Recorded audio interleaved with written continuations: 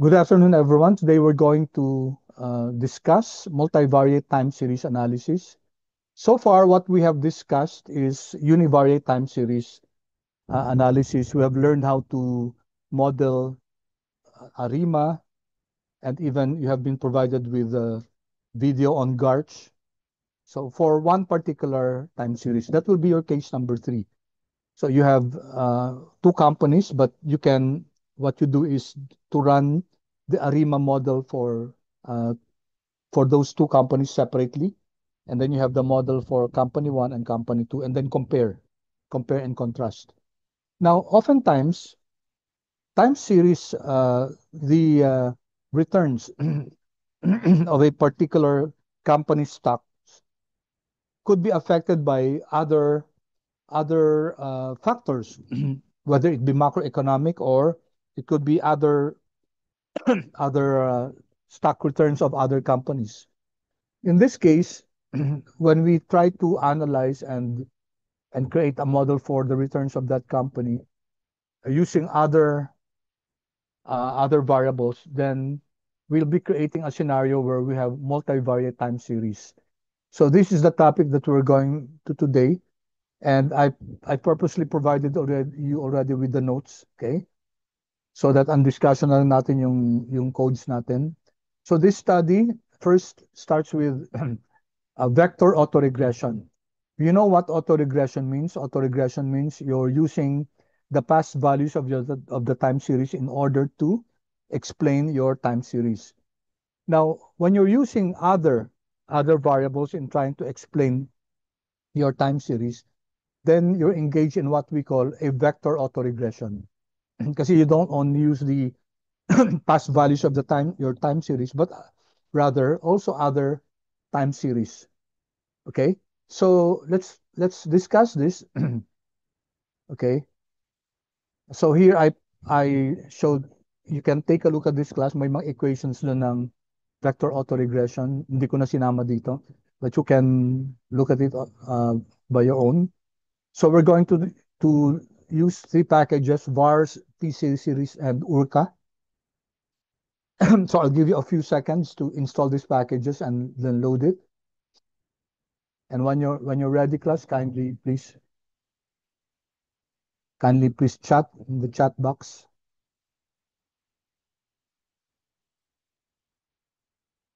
Few seconds lang, class, please.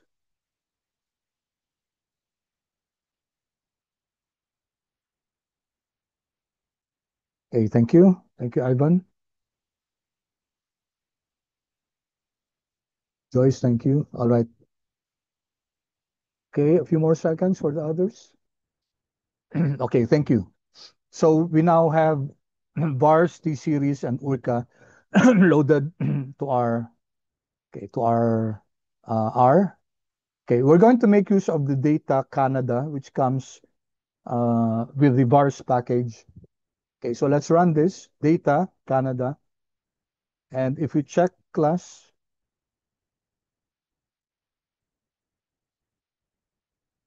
okay, if you check yung vars package,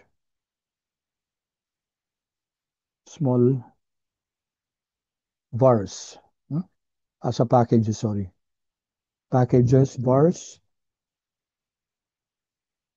here, click natin to, and it will show us the files that come with vars, and one of them is Canada. Here, Canada, macroeconomic time series.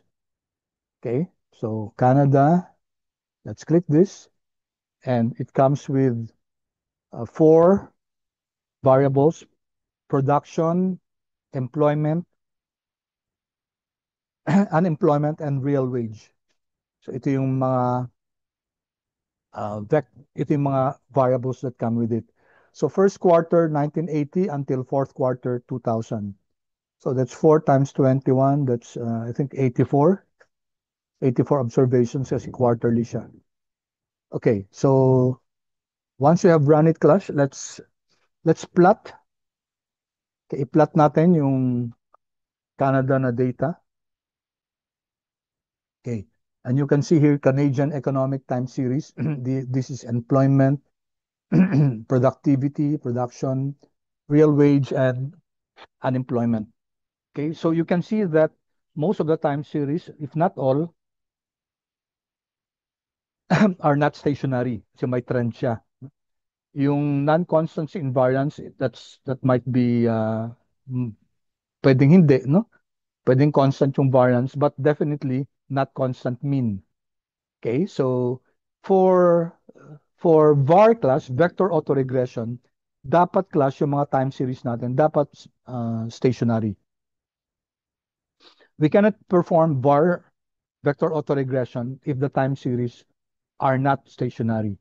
So the thing that we're going to do here is that we are going to, so difference na tayo, no? Kasi alam natin class by differencing, we're able to treat, or we're able to remove the non-constant mean. Okay, so let's run this tree. So we're creating this Canada difference. Okay, and run this. And then here you can see the the first three observations. Yan, no? E, productivity, real wage, and unemployment. And you can now see the plot. Okay, you can see that the plot, we were able to treat the non-constancy in mean. Okay, so hindi na constant, constant na yung mean class, no trend. But we will have to test this statistically, hindi pa pwede yung visual lang. That's why we're going to, ito, we're going to do a KPSS test individually. Hindi pwedeng sabay-sabay, no?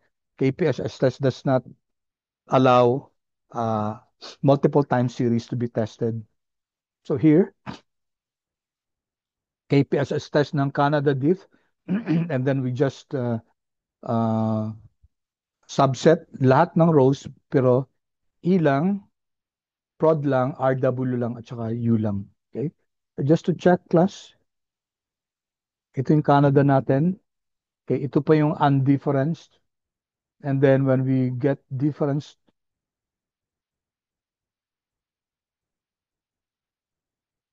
diff. So yung diff natin, ito.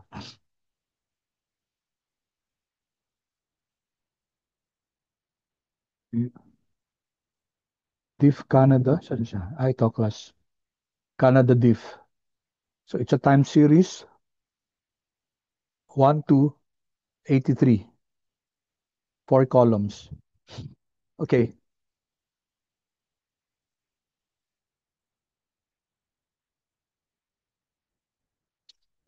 So what will be the result class if we perform the KPSS test for stationarity, level, level stationarity? Okay. So we have here, we know that the null hypothesis is that the time series is level, level stationarity. Ibig sabihin yung mean niya, constant. Okay, we have here for E, p-value is 0.1. So we know that we failed to reject the null hypothesis that the time series has constant mean. Same thing with productivity, same thing with RW, and same thing with U. So based on the KPSS test, all the time series are now constant mean. No? So stationary at level. All right, so we can now proceed with the var. Okay, so once we have converted or transformed our non non-constant mean time series into constant mean by doing the differencing and then checking if they're indeed statistically stationary, which is okay. So we can now first, when we do var class, what we do is we, for example, for E, we model E using its past values. Yun yung AR natin, di ba? Either log 1 or log 2 or log 3, depende class. And but not only that, we also use the log values of the other variables in our system. Kasi we have a system of 4 variables. And then we're not only using ARIMA, we're going to use VAR, vector autoregression. Okay, so which means that we're going to use also the past values of the other variables in order to predict our variable of interest. So first, let's look for ano ba yung log selection? Ilang logs ba yung dapat maganda, no? Okay, so is it one log, two logs, three logs, etc. So we do this first, log selection, and then print it and see class kung ano yung sinasuggest na magandang logs. So is it one log, two logs? So AIC, your Akaike information criterion suggests two logs. Hanan Quinn suggests one. Okay. FP suggests two. So let's make use of the more conservative one, yung AIC. Okay, yung two logs. Okay. And then, so we're creating this object P, which we're going to use log selection. Okay, kasi di ba nag-create na tayo ng log selection. And then, choose yung selection uh, say data from log selection and then choose only AICN, which is this one. So here we're creating an object called P and that P is equivalent to 2. Ito yung log na gagamitin natin. So sige, i-run natin to class. P. And if you check, i-print natin si P. Ano laman ni P? Diba? Yung AIC 2. Diba? 2 siya. No? Okay? Paki, paki-chat class kung nakakahabol. If you're able to follow.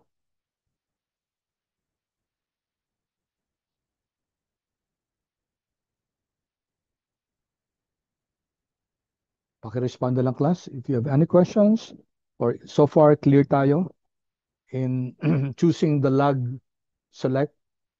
Ibig sabihin ng class, ito yung gagamitin natin na log.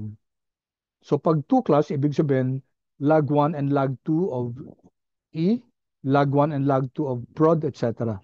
We're going to use log 2. Parang AR2 sa class, no? 2 logs. All right. How about the others class? Only 3. 11 lang kayo. So I'm waiting for the others. Okay, thank you.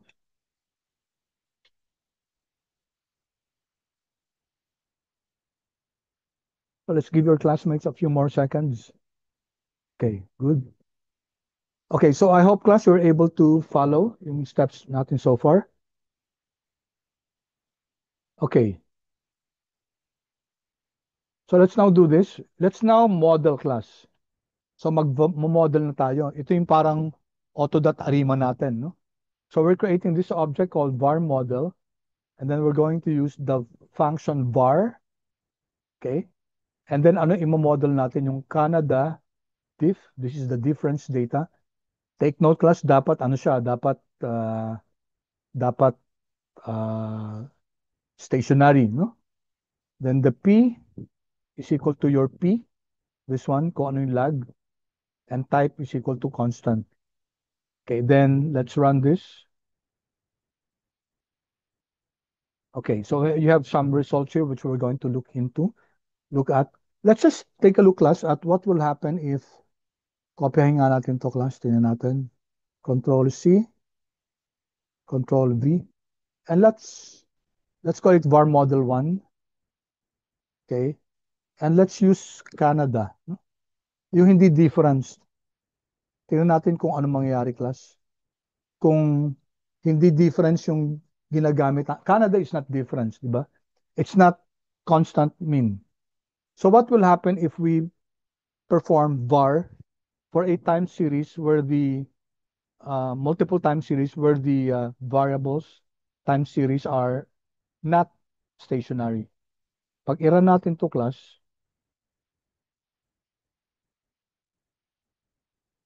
yan, error, no? Ah, sorry, hindi pa pala, no? My mistake. Capital C dapat, sorry. Canada is capital C.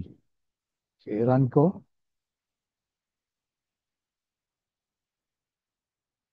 Okay.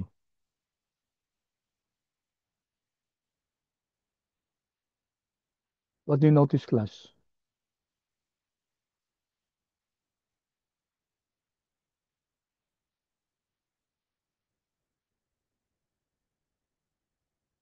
What do you notice? Nag-generate ba siya ng result?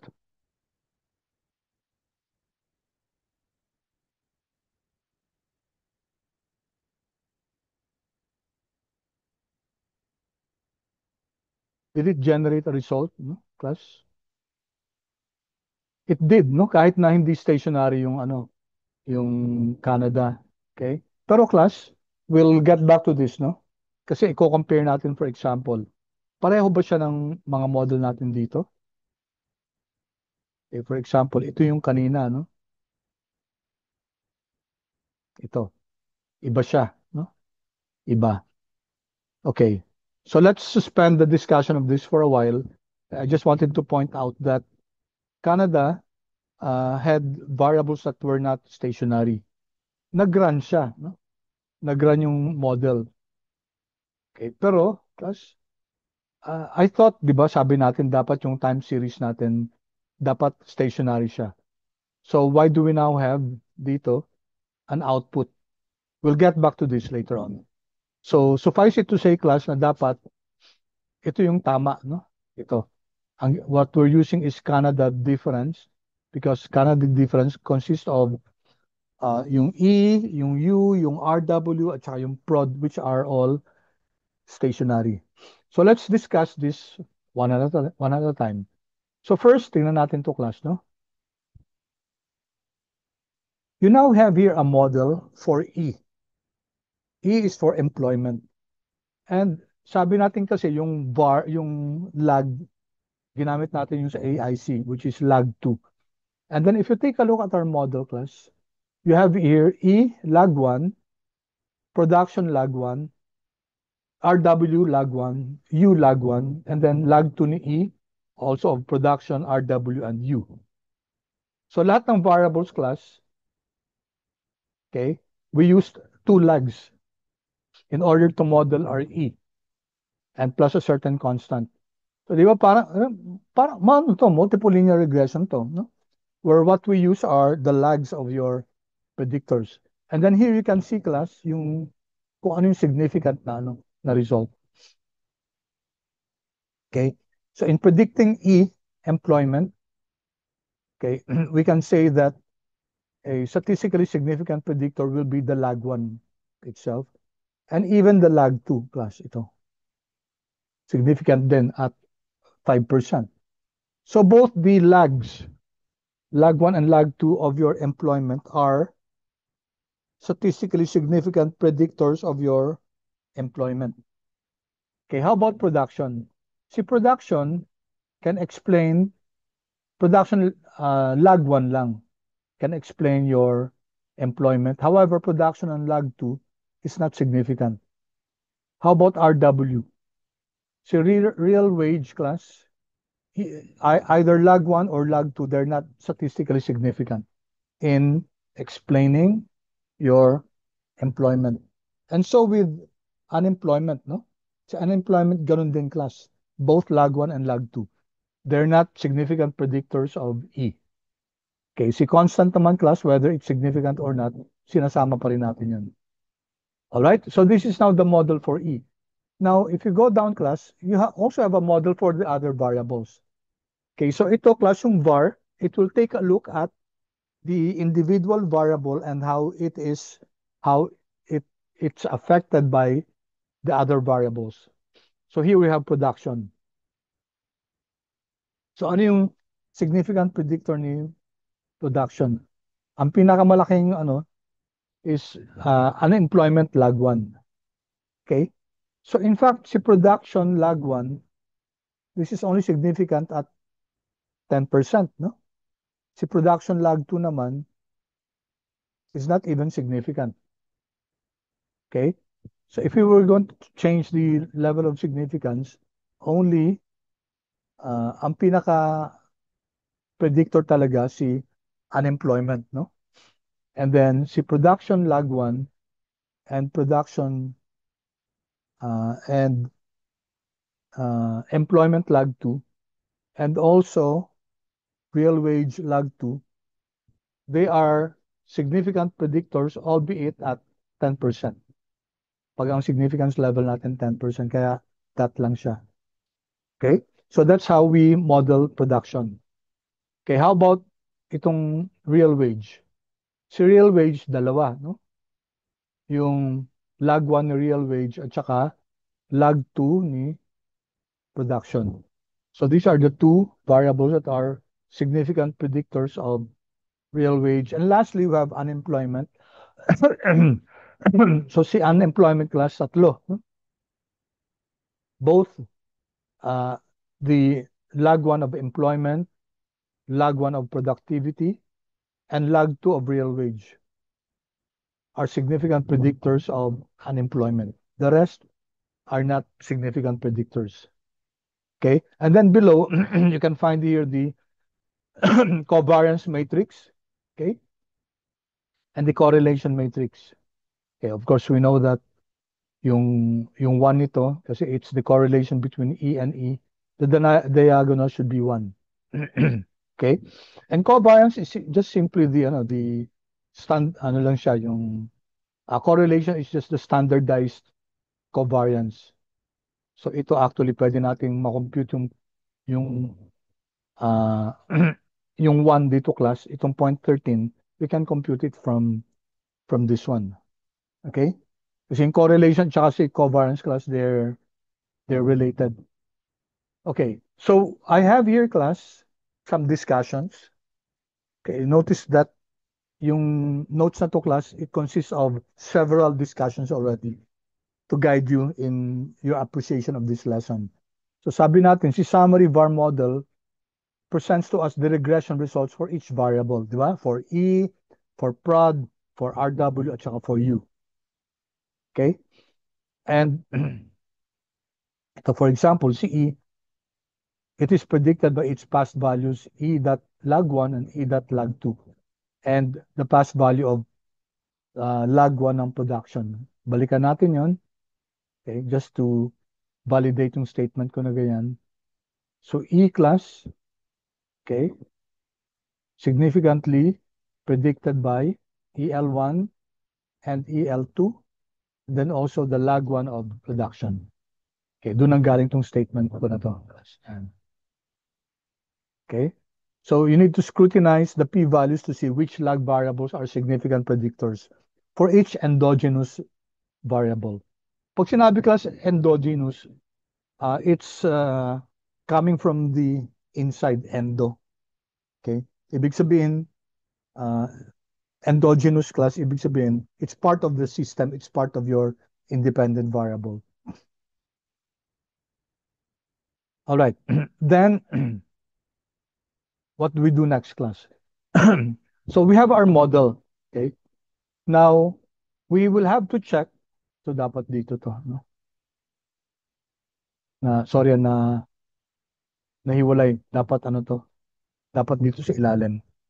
Okay. But anyway, class, as in any multiple linear regression model, kailangan ite-test natin class yung validity ng model natin by doing diagnostic test. Okay, so pag VAR class, meron tayong 4 na kailangan. Serial correlation, normality, heteroscedasticity, and yung overall, yung Portman-2 test. Okay, so here we have, okay, let's check muna yung serial correlation. Ito yung Portman-2 test, sorry. Anong tinetest nito class? Kasi time series to, no? This is time series. And unlike yung cross-sectional data na where we can rearrange yung data, okay, kasi wala naman siyang logical order, ang time series hindi. We said that we cannot change the order. So it matters class how the data is arranged, and you cannot disregard the order. So we'll be able to determine kung meron ngang serial correlation. Ibig sabihin, yung residuals natin today is correlated with the residuals yesterday. Or the residuals yesterday is correlated with the residuals the past 2 days, or in this case, the quarter. Okay? So, ang gagawin natin class is the serial dot test. Yeah, that's the function. So we're going to create this serial test and use the serial dot test function and expose our var model class to this test for serial correlation. And we can use lags, pwedeng 16 lags, pwedeng 24. This is arbitrary. Okay. and then we can use the asymptotic, and then print it, and then print the result, okay, here. So let's run this and see what happens, class, to our serial correlation here. Okay, the null hypothesis is that no serial correlation in the residuals up to a certain lag. In this case, lag 16. So may serial correlation ba? Okay. The Portman-2 test here indicates that the chi-squared stat is 173 and the corresponding p-value is 0.9951. Okay, this is a lot higher than 0.05. Okay, therefore, ang conclusion natin, we fail to reject. No? So, di ba, when the P is low, the null must go. So, we fail to reject the null hypothesis that, ang null hypothesis natin is that there's no serial correlation in the residuals. Okay, so we what? Fail to reject that null hypothesis that there's no serial correlation. Okay, so which means walang serial correlation, which is good, class. So, ibig sabihin, okay yung model natin. Okay, so aside from serial correlation, we should check also for normality of the residuals. No? Okay, by the way, ito in-explain class, no? Okay, so inulit ko lang dito, in-explain yung discussion there. Okay, so I meant it so that naintindihan yung ano yung output, so solid yung understanding natin. So that's why I introduced certain paragraphs here to reinforce the discussion above. Okay, next class, next test, normality of residuals. Okay, we're going to use the JB test, the Yarki-Bera test. The null hypothesis is that the residuals are multivariate, normally distributed. We would like that, class. So we would like that the p-value to be greater than 0.05 so that we don't reject the null hypothesis that the residuals are multivariate, normally distributed. Okay, so we're going to use the normality dot test. Okay, we're creating this object normality underscore test. We're going to use this function normality dot test, expose our var model to it, multivariate dot only is equal to true, and then we print it, and then okay, print yung n natin. Okay, control enter, and we now have the result, class. We would like the p-value to be greater than 0.05 kasi ang null hypothesis natin, class, is that the residuals are normally distributed. We would not want to reject that. So with the p-value of 0.2731, then we have a conclusion here. We fail to reject the null hypothesis that the residuals are normally distributed. So wala tayong problema, no? Sa diagnostics ng normality of the residuals. Okay, well and good, no? So far, okay naman yung dalawang diagnostic test natin. Okay? So this one, class, yung normality dot test, yung hindi lang yung mean ang tinitingnan, no? Ang tinitingnan din, class, yung yung kurtosis at saka yung skewness. Okay? It also takes a look at that. Okay, so you can follow along that, and with the class, with this notes, class. I hope you'll spend time reading this. Hindi ko na mabasa kasi, class, for lack of time, but I purposely gave the notes to this. Kasama dito yung skewness test. Okay? So, ang null hypothesis dito is yung time series natin, yung multivariate time series natin, they are symmetrically distributed. And you can see here the p-value. Okay? Chi-square is this one. P-value is 0.10. Therefore, we fail to reject, class, that the residuals exhibit no multivariable skewness. Yung residuals niya, class, hindi skewed. And same thing here, class, for the kurtosis. Ganun din, no? P-value is 0.6. Okay, it's greater than 0.05. Therefore, we fail to reject the null hypothesis that the residuals exhibit no multivariate excess kurtosis. Okay, so ibig sabihin, okay yung residuals natin. The, the tails are not very thick or very thin. Okay, so next class is ito, heteroskedasticity.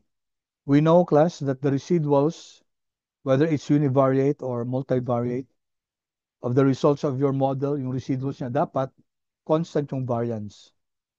Kailan hindi maging constant yung variance? If we plot it, if there is a fanning out or a fanning in. Okay, so we can test that also. Take note, ang tinetest natin dito yung uh, multivariate na residuals, no? So the null hypothesis is that no arch effects, okay, which means constant yung variance. If you recall, class, arch means autoregressive conditional heteroskedasticity. So this will test if our residuals exhibit heteroskedasticity, which means that they are not, it exhibits non-constant variance. Kasi pag non-constant variance, hindi natin pwedeng gamitin yun. We'll have to address that. So what's the test, class? Arch, that's that test. Arch stands for autoregressive conditional heteroskedasticity. Okay? VAR model, okay, multivariate only. So let's run this. Gusto natin, class, na p-value is greater than 0.05. Okay, so that we fail to reject the no arch test. Yan, 0.40655. So we fail to reject the null hypothesis that no arch effects. Ang arch, class, autoregressive conditional heteroskedasticity, which means na no arch effects, aka constant yung variance. So we fail to reject the hypothesis that constant yung variance. Okay, so statistically, there's strong reason to believe that the variance of our multivariate model is what? Constant, okay? Or homoscedastic. So dito, i-describe ko rin, class, yung, okay? So ito, no? For example, test name natin arch multivariate. You have here your chi-square statistic, and then you have your p-value. So this is greater than 0.05. The null hypothesis being no arch effects, okay? Or AKA the residuals are homoscedastic. Since the p-value is greater than 0.05, so we fail to reject the null hypothesis that your residuals are constant over time, that they are homoscedastic. Okay? So what's the meaning of this for our model? So no significant evidence of arch effects. Walang heteroskedasticity. Okay, so constant yung variance natin. Okay? So ibig sabihin, pag constant yung variance, class, okay yung standard errors natin. Pag okay yung standard errors natin, okay yung t-stat natin. Pag okay yung t-stat natin, okay yung p-values natin. Okay, so ano yan eh, yung parang domino principle. Okay, pag okay yung ano natin, yung p-values natin, then reliable yung pag-interpret natin ng VAR coefficients. No? Okay, it means that we can draw out conclusion from our model. Okay. So ngayon, we have tested, di ba? We have tested yung serial correlation. We have tested yung normality. Okay? Pangatlo natin, yung heteroskedasticity. Okay? Yun yung Portman 2 test natin, yung sa serial correlation, normality, and then heteroskedasticity. Then lastly, class, we will check yung model stability. Okay? Model stability takes a look at the roots of your equation. Okay, for a stable VAR model, all the roots of the characteristic polynomial must lie inside the unit circle. So I just want to explain this, class, that yung model natin, class, okay, may na-generate tayong equation dyan, di ba? So if you look for the solution at model, dapat yung roots ng model na yan, class, dapat less than 1. Okay? Their modulus should be less than 1. And if you plot it, class, dapat inside the circle siya. It cannot be on the circle or outside the circle. So let's run this class. So ito yung ano natin, we're taking a look at yung roots, no? Ito yung ano natin function, roots ng bar model natin. Okay, so ito yung overall stability ng model natin. Okay, so let's run this, testing the variability.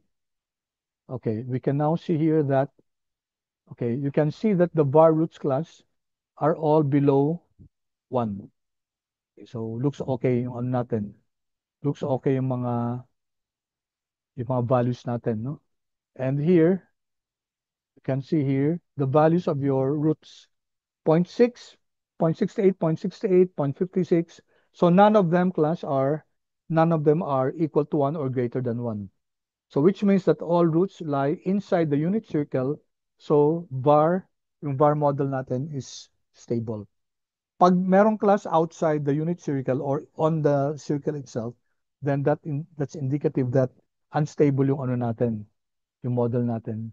So okay yung model natin class kasi lahat ng yung roots natin are all less than 1. Okay? So ito class, I have here some notes, no, about the stability of your model. Okay, to ensure that the estimated var is dynamically stable, all roots must have a modulus of less than 1. They should all lie inside the unit circle. Kasi para nagdo-draw ka niya ng circle, no? So ganito yung model natin, class. For clarity, ito yung model natin. Yung roots natin, so this is a unit circle, ibig sabihin ang radius nito, 1. Ibig sabihin, class, the values of your roots, yung polynomial roots natin, yung equation natin, should not be equal to 1. Pag equal to 1 kasi, it's inside the, inside the, on the circle itself or outside the circle. Okay. We don't want the equation to be outside the circle. We want the roots to be less than 1 inside our unit circle. Yeah, no, class. If all the modulus of your var roots is less than 1 is true, then you have a stable model. Okay, impulse responses will converge. Mamaya titingnan natin class yung impulse responses will converge to 0 over time. So we'll go back to this later, yung impulse response function. Kasi yung impulse response function class, it tests what will happen to your model. For example, CE class, what will happen to you, RW, and your production if class we expose E to a shock, let's say 1 standard deviation. Okay, so si E, yung difference ng E natin, in-expose natin si shock, dinagdagan natin yung value ng 1 standard deviation. The question is what will happen to U, RW, and production. If based on the stability test class, stable yung model natin, ang mangyayari niyan ganito class. Yung IRF, yung impulse response function, magiging parang ganito. Maybe it will change yung ano for a while and then babalik na siya, no? Maybe bababa ng konti and then yan, balik na siya, stable na naman siya. So this is an example of an IRF. So let's say CE nag-increase ng 1 standard deviation. So what will happen to you? What will happen to you, class? Ayan, dito. Kunyari U to, no?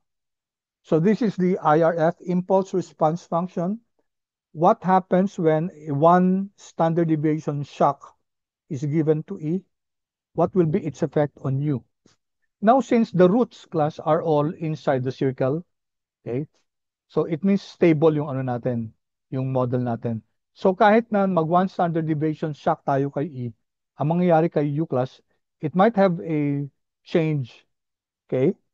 But quickly, it goes back to normal. Dito class yung line na to, normal na yan. Walang changes dun sa standard deviation ni U.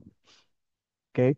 So that's the implication class of model stability. Kasi kung hindi class, ang mangyayari dyan, kunyari, hindi stable yung model natin.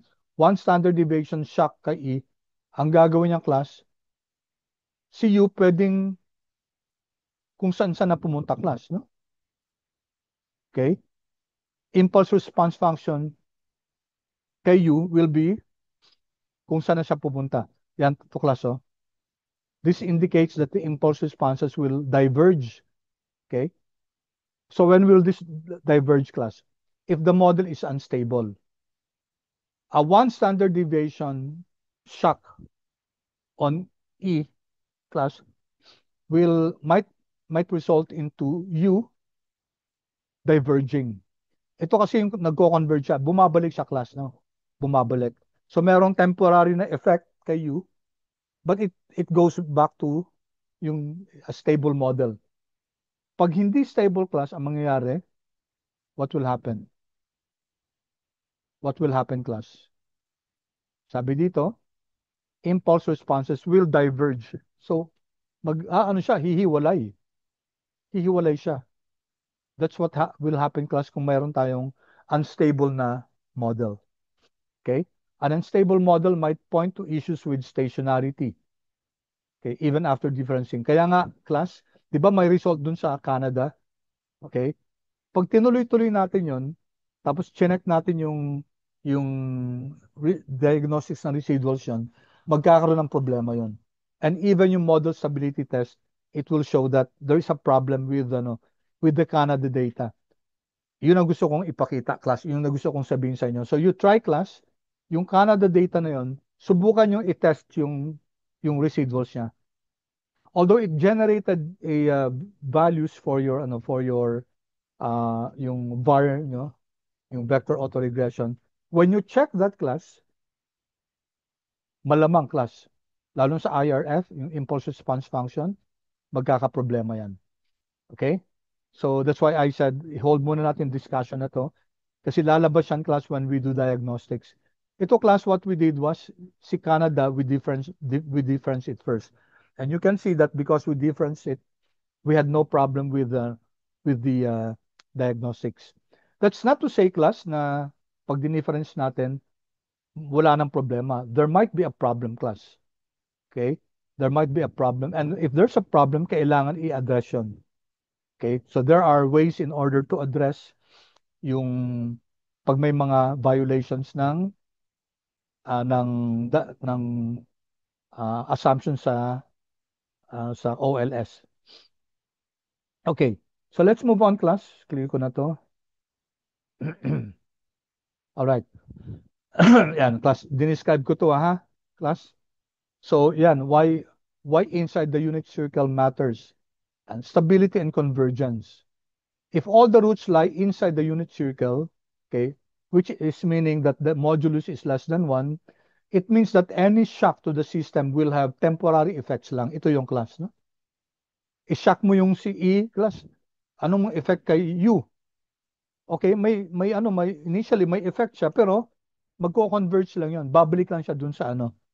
This is known as stability or stationarity of the var process. Yan, class. Okay? This is generally a desirable property for most economic and financial time series, implying that the system eventually returns to its long-run equilibrium after a disturbance. Okay? Now, if the root were on or outside the unit root, sabi natin, the model would be unstable. And then shocks would either persist indefinitely, okay? Ibig sabihin ng, class, di ba yung kanina, hindi siya bababa dun sa ano. Kasi paano malalaman yung stability, class? Aangat siya, pero bababa ulit siya dun sa horizontal line, yung 0. So that will indicate that hindi statistically significant yung effect ng one shock. Pag hindi siya bumababa dun sa 0 line, class, okay, mamaya makikita natin ito, but let me just illustrate. So illustrate ko ulit, class, no? Ito yung, let's say, we're looking at the effect of the shock of E on, let's say, RW. Ito yung 0. So initially, pwedeng gumanto siya, no? Maas, no? And then, pero later on, bababayan siya. Magko-converge ulit dito. Yan. Ganon. If it does not, class, kunyari, let me draw here. Umakyat siya din ganito, tapos hindi na siya bumababa. Yun. Increasing over time. So this is nagda-diverge na siya. Unlike this one, convergence class. Okay, so this indicates that you have an unstable model because a disturbance on one of your variable creates, okay, a persistent, no, and even exponential. And in fact, sabi dito, no, mag-e-explode yun. Pag nag-explode yan, class, gumaganon siya. Making your model uninterpretable. Okay, so importante class yung stability ng model. Okay, sige. So I hope that's clear, class. Let me pause for a while. And may I have your chat, please, class? Confirmation kung naiintindihan yung importance ng stability, model stability, na dapat pag sinak natin isang variable, makikita natin in a while, dapat babalik dun sa sa zero line yung model natin. Okay, good. Thank you. All right. So ito nga, class, ito yung results natin kanina, di ba? All roots lie inside the unit circle. Walang greater than 1, walang equal to 1. Okay. Conclusion, as the output states directly, all roots lie inside the unit circle. Therefore, the VAR model is stable. Okay. So now we have looked at nag-diagnostics tayo. No? Tinignan natin serial correlation, check. Normality of residuals, check. Heteroscedasticity, check. Okay. Model stability, check. Okay. So, ang ganda, no? Well, actually, in real life, hindi nagiging ganyan. Pero the good thing is that of the 4 class, yung normality na residuals, that's the least of our concern. Kasi may statistical naman na findings na kapag malaki yung data natin, hindi nagiging significant o hindi nagiging concern yung non-normality na residuals. Ang pinaka-concern natin yun yung serial correlation, heteroscedasticity, at saka stability. If there's a problem to that class, kunyari, pag thesis to class, kailangan i-address yun. Okay, hindi pa pwede yung sasabihin nyo lang na, ay, heteroscedastic. Hindi pa pwede. Kailangan yan may gawin, class, in order to address that. Okay? However, sa lesson natin ngayon, class, medyo kukulangan na tayo sa oras. So, ang importante lang, class, may idea ng multivariate time series analysis. So, we have used VAR. The next step, class, kung okay na yung VAR natin, pupunta na tayo sa GC, Granger causality. Okay? Which is related to VAR, class. Gagamitin din natin yung results kay VAR. So, si Granger causality test, hypothesis test to in order to see if one time series is useful in forecasting or in predicting. Take note, class, iba yung VAR kaysa kay Granger causality. Sa Granger causality, we're looking at the predictive power of your other variables on another variable. Okay? So this was developed by Clive Granger in 1960s, 1969. So hanggang ngayon ginagamit pa to. Although may mga mas powerful na mga models. Pero still, there are still papers that make use of Granger causality. Okay, so if you take a look at this class, tingnan natin, no? Causality, this is the function. We'd like to test if unemployment, Granger causes employment, or the other variables for that matter. Okay, so we're going to generate this object, causality test, and then we use the function causality, and then we're going to use the VAR model which we generated a while ago to determine yung causality, and then we identify ang cause E. Okay, so si cause yung E, and then the response are the other variables. If we run this class, tingnan natin kung anong mangyayari. No? Okay, take a look at the result class. So we have here dalawang levels ng Granger causality. Number 1 is Granger causality. Number 2 is instantaneous causality. So ganyan class ang binibigay ni Granger, no? Dalawa. Okay? So we have to understand anong difference ni Granger causality at saka ni instantaneous causality. Okay, for Granger causality, the null hypothesis is that yung cause natin, si unemployment, does not Granger cause E production, and RW. Notice na yung tatlo tinitingnan, no? Okay? So yun ang sinasabi niya. Si unemployment does not Granger cause employment, production, productivity, and real wage. And you have here the findings. Okay? F test is 1.57. You have degree of freedom 1, degree of freedom 2. And then our p-value is 0.15. So our p-value is greater than 0.05.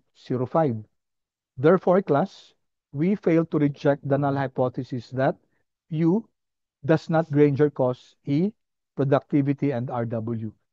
So hindi nga nakaka-Granger cause si U on the other variables. However, on the other hand, explain natin kung ano yung Granger causality in a while, no? Meron din tayong another level of Granger causality, which is instantaneous causality. Okay? Ganun din ang null hypothesis, no? Si U does not uh, instant instantaneously or contemporaneously cause E, prod, and RW. In this case, class, yung p-value natin is very small. Okay, very small siya, which means that we reject the null hypothesis that there is no instantaneous causality between U and the other variables. So magkaiba yung result ng Granger causality at saka instantaneous causality. Okay, i-discuss natin class, andi dito, no? Linagay ko na dito para ano, para maintindihan nyo, no? The null hypothesis is that U does not Granger cause. Ito yung una. And since the p-value is very much greater than 0.05, we reject the null hypothesis. Okay? We reject the null hypothesis that, sorry, sa ano sa dito, no? The p-value is 0.15. Therefore, we fail to reject the null hypothesis for Granger causality. U does not Granger cause EP and RW. Okay. Now, for the instantaneous, tingnan mo natin to, no? Anong ibig sabihin, class, ng Granger cause? We reject, wait, what we reject? The null hypothesis is that U does not Granger cause. And the if pala to, no? If. Now, the p-value is greater than 0.05. Therefore, anong sinasabi natin dito? Ang implication is that the past values of unemployment, okay, does not change, okay, or it's not statistically significant to predict the changes in employment and other variables. So yun ang ibig sabihin niya, class. Yung past values ni U, okay, is not able to predict the changes in the changes in the future of E, RW, and productivity. Okay? So, kasi ang pinag-uusapan ta sa Granger causality, yung predictive power. Sa Granger causality, tinitingnan natin yung past values ng cost and compare it with the future values of the other variables. So we're saying here that the past values of U, unemployment, is not able to statistically predict, okay, it does not have any statistical predictive power for the changes in yung future values kasi nag-changes in employment and other variables. Okay, notice class, in underscore ko dito, we're talking of predictive ability, not true causation. Hindi natin sinasabi na si U causes, no? Ang sinasabi natin dito, the predictive ability of U to explain or to predict yung future values ni R, ni RW, ni E, at saka ni prod. Okay, so ito class, ito, tingnan natin ha. Granger causality, p-value is 0.15. Ito naman class, null hypothesis, no instantaneous causality. Okay, the p-value is less than 0.05. Okay. So, ito yung pag-explain ko class, no? I hope this is clear. The past values of U do not help predict the future values of E, productivity, and RW, given the past values of E, prod, and RW themselves. What does this mean, given the past values of prod? Kasi remember, yung VAR model natin, ginamit natin class, yung past values ni E, productivity, and RW.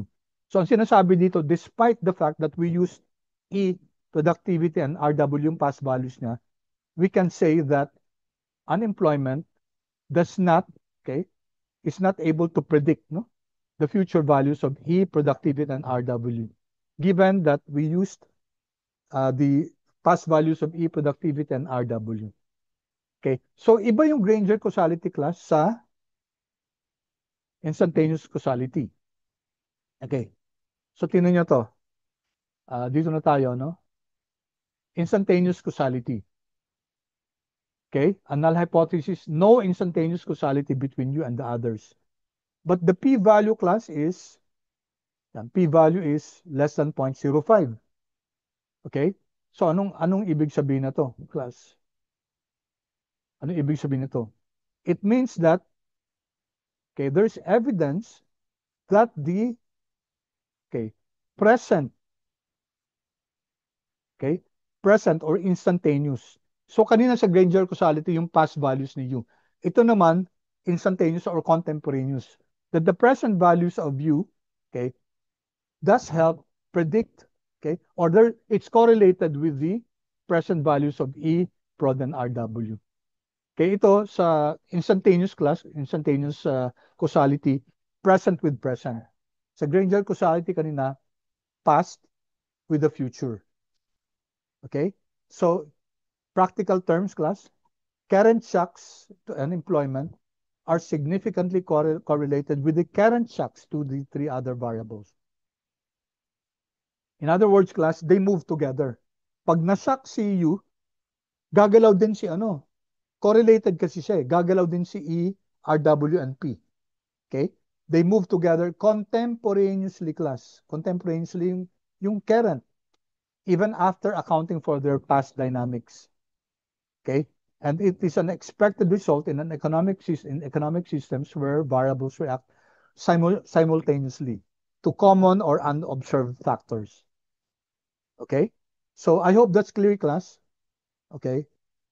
Now, ito, class, importante sa atin na maintindihan, class, yung kaibahan ng VAR at saka ni Granger causality.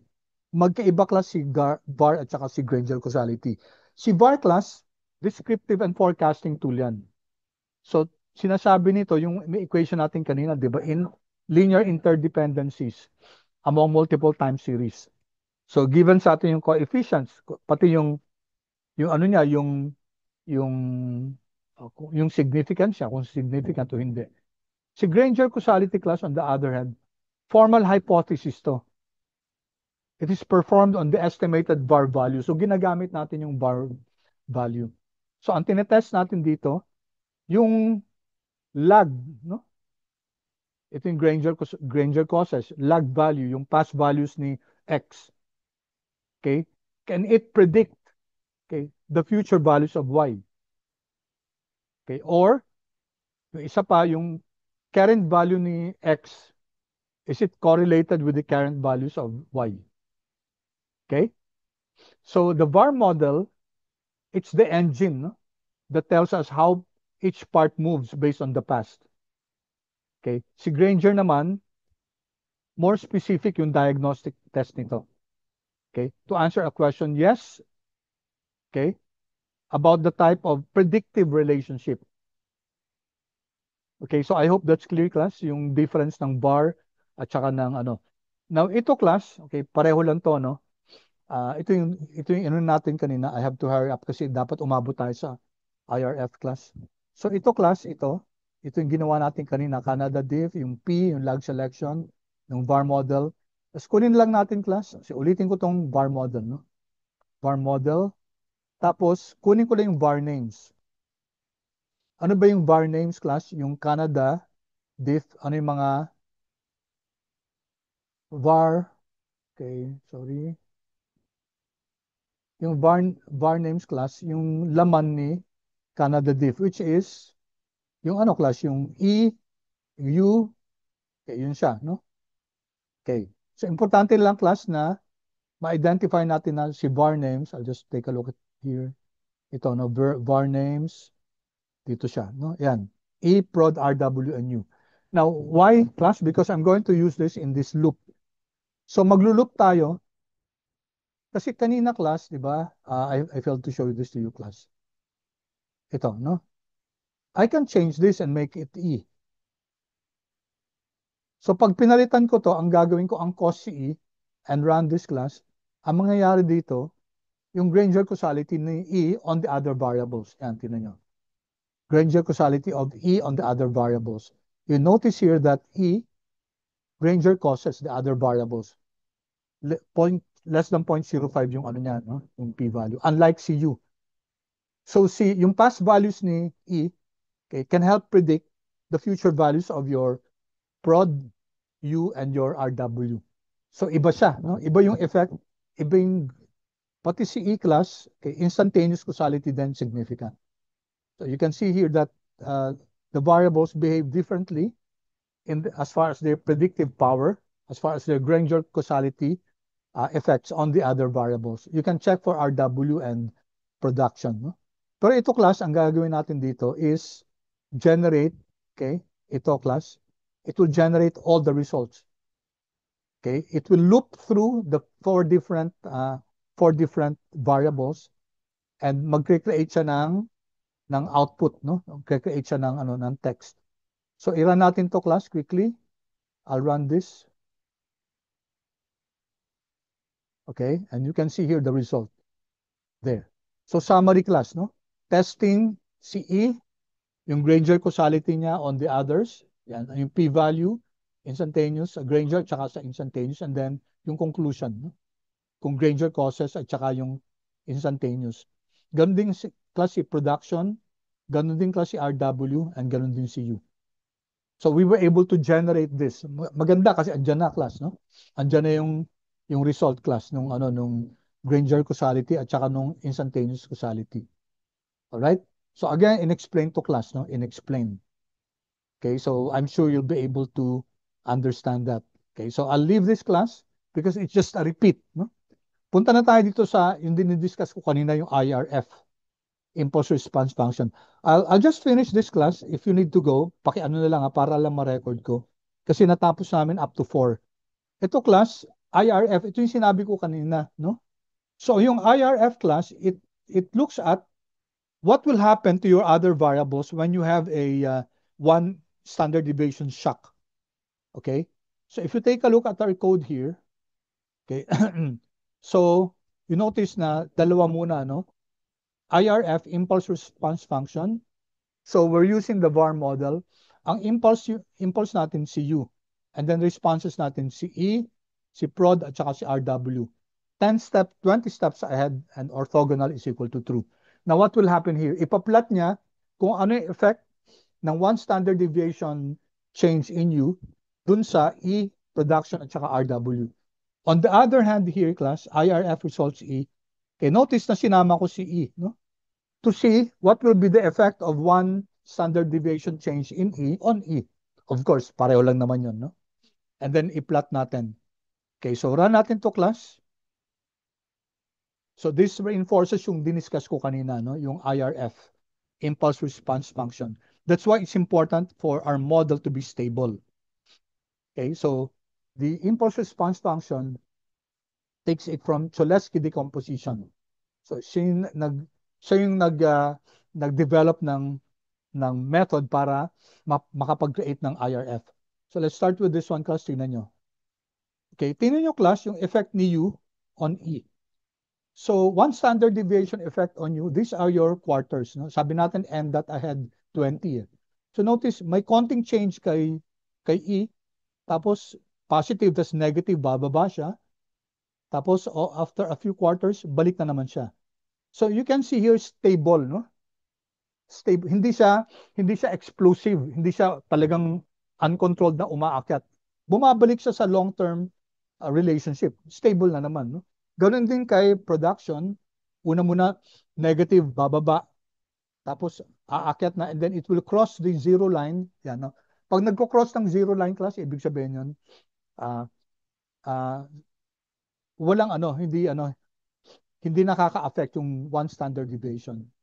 Temporary lang, tapos babalik na naman sa stable. Ganun din class kay RW. Ganun din, no? positive muna siya, nag-increase, tapos baba na naman, nag-cross na naman ng zero line. Kay E naman class, ito. Okay, so ito yung one standard deviation change in E. Okay, it goes down and then babalik na naman siya. So, E on E, pareho lang, no? Stable. Ganun din kay production at saka kay RW at saka kay U. So we can notice here that indeed stable yung ano natin kasi yung IRF natin, pag sinak natin yung isang specific na variable, nagiging stable pa rin. Kahit immediately may instantaneous effect, but over time, it becomes ano, yung stable na naman. So class ito, pwede yung palitan, no? Or kaya pwede yung i-plot yung apat. So ginawa ko lang ng dalawa kasi kaya namang gawin. So ito class, okay? Again, andito na class yung ano yung mga hypothesis, okay? I'll leave you to read this class kasi maiintindihan nyo na yan kasi diniscuss natin yan. And lastly class, itong FEVD para pareho lang tayo ng kabilang section. Forecast error variance decomposition. It's similar class, no? Similar to IRF. Okay? Si IRF, naka-plot nga lang. Ito parang bar chart siya. Okay? So let's do this. FEVD, so sabi natin dito, it complements yung IRF by decomposing the forecast error variance for each variable, okay, into the contributions from shocks. So parang pareho lang ng kabila. So ito class, we use FEVD, forecast error variance decomposition. Again, we run it on the VAR model. Again, 20 steps ahead. Okay, tapos i-plot natin. Okay, i-plot na lang natin class yung single. Kasi ito magre-require ng malaking space. So ito na lang, i-plot ko to class.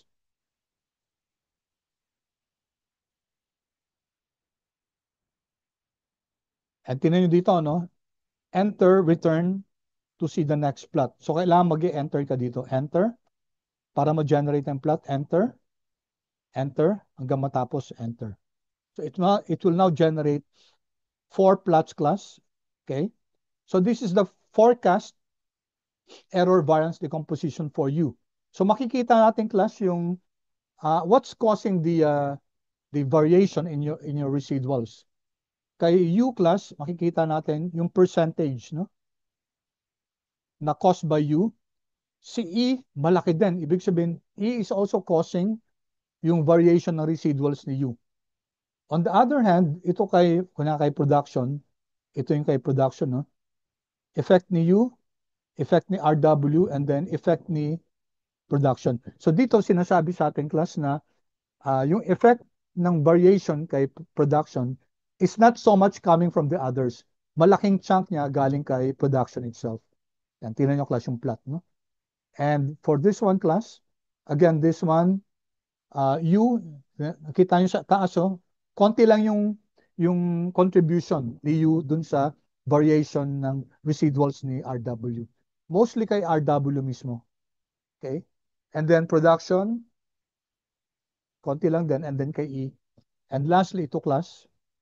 Okay, ito, no? Yan. Effect kay